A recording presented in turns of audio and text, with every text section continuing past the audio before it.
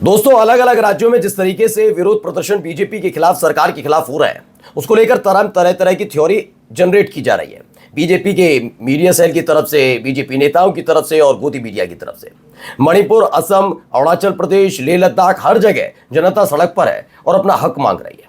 लेकिन ये कह दिया जाता है ये सब कुछ राहुल गांधी का किया धरा है, कांग्रेस पार्टी का किया धरा है। चलिए, मैं पूरी जिम्मेदारी के साथ मान लेता हूं, ठीक है। लेकिन जब वोट कास्ट करने जाती है जनता, तो आखिरकार ऐसा क्यों है कि भारतीय जनता पार्टी चित होती नजर आ रही है? आप कहेंगे चित कहां हो गई, तो आपको वही दिखाऊंगा। असम में करारी हार का सामना करना पड़ रहा है भारतीय जनता पार्टी को, और किसी और के साथ नहीं, अपनी सहयोगी पार्टी की वजह से।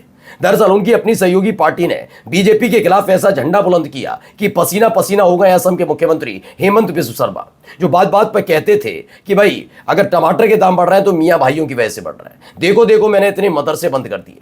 अब क्या वाकई राजनीति की दुकान बंद होने जा रही है?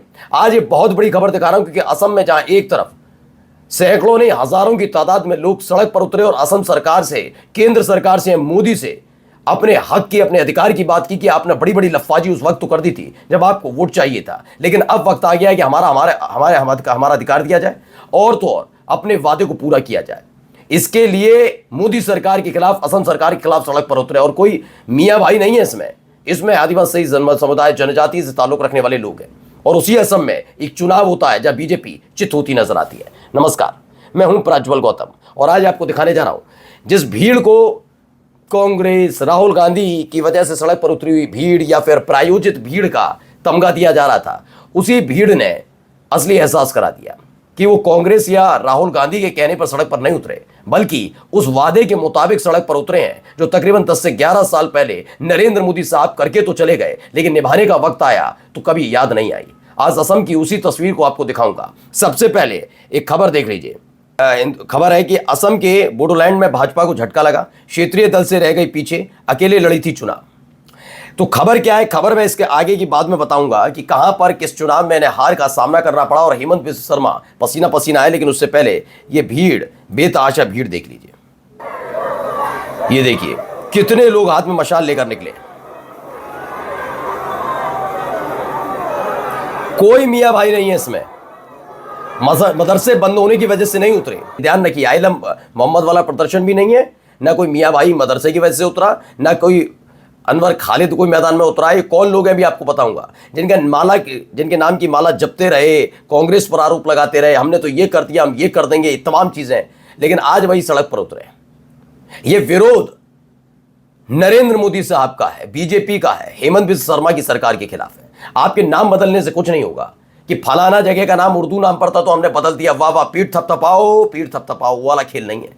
खबर क्या है? खबर यह है ट्राइबल्स यानी जनजाति, छठी अनुसूची के लिए ये सड़क पर उतरे। यही कुछ ऐसी डिमांड ही लेह लद्दाख से भी थी। आपको याद है ना, लेह लद्दाख में भी लोग उतरे थे।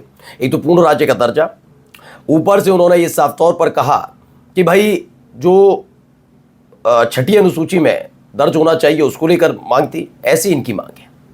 एक और जनजाति सड़क पर उतर आती है, हाथ में मशाल होती है और आवाज उठती है ऐसी बात की कि केंद्र सरकार यानी खास तौर पर नरेंद्र मोदी साहब से सवाल है कि आपने झूठ क्यों परोसा था।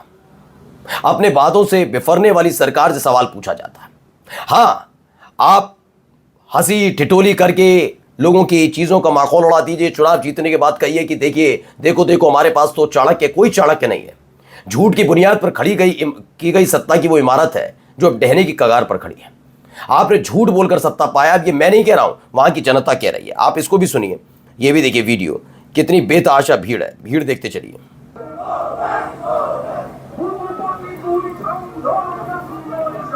तो असम के डिब्रूगढ़ की है ये।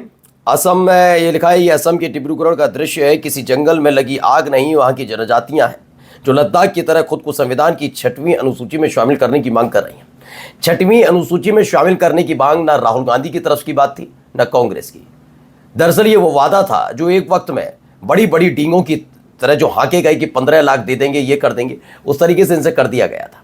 इनको भी लगा हो जाएगा भाई, राष्ट्रवादी सरकार है, राष्ट्रवादी पार्टी है, लेकिन असली राष्ट्रवाद इनका निकलकर सबके सामने आ चुका है। अब ऐसा निकलकर सामने आया है कि जनता सवाल पूछ रही है, सड़क पर खड़ी हुई है मशाल लेकर, और बड़े बड़के नेता जो बड़ी बड़ी डींगे आके करते थे वो गायब होते हुए नजर आ रहे हैं। अब आते हैं फिर से उसी खबर पर कि इसी जनता ने कैसे धूल चटाती है बीजेपी को। तो सबसे पहले आइए खबर क्या है। खबर में बताया कि असम में हुए निकाय चुनाव में बीजेपी और मुख्यमंत्री हेमंत बिस्वा शर्मा को झटका लगा है। 5 साल बाद बोडोलैंड पीपल फ्रंट बीपीएफ एक बार फिर सत्ता में वापसी की तरफ बढ़ती दिख रही है।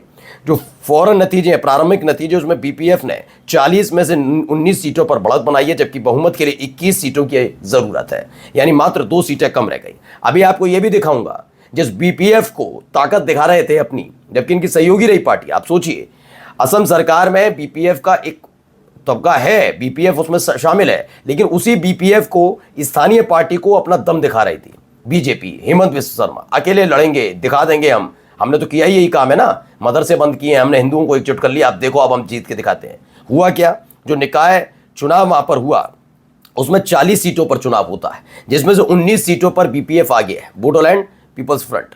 और इन सब के बीच बीजेपी कहां पर है भी आपको दिखाता हूं, 13 सीटों पर बढ़त बना रखी है, सिर्फ 13 सीटों पर आगे है।